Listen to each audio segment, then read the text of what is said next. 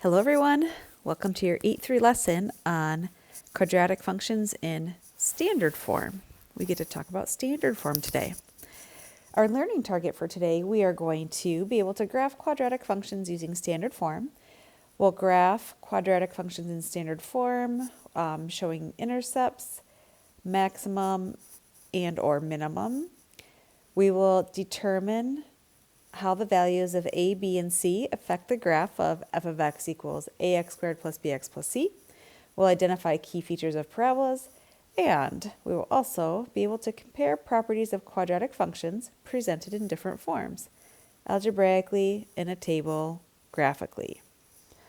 All right, so this lesson is on standard form, so why don't we write in what standard form is for a quadratic function.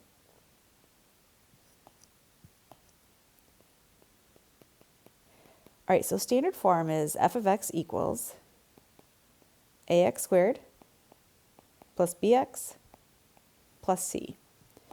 All right, first I just want to talk about your a value. This a value gives us the same information regardless of what form of a quadratic function you're looking at.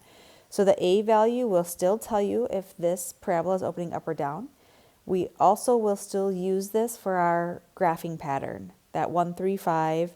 We'll multiply the 1, 3, 5 by a to get our graphing pattern. All right, a couple other things we need to write in. When you are working with standard form, the axis of symmetry has a little formula. We find that by doing x equals, because that's always our vertical, it's our equation of our vertical line, negative b over 2a.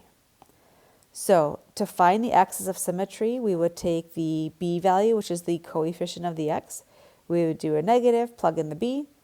Over 2 times, we would find the a value, which will be the coefficient of your x squared term, and we would plug in the a right there. And that's your axis of symmetry. One more thing we're going to add in,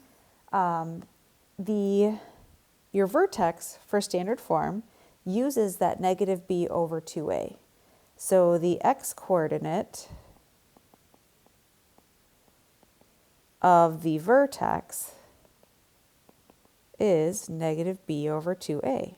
So if you have to find the vertex from standard form, you'll find the x value first, negative b over 2a, and then you have an x value you can plug in to get the y value. All right, let's get started with some examples.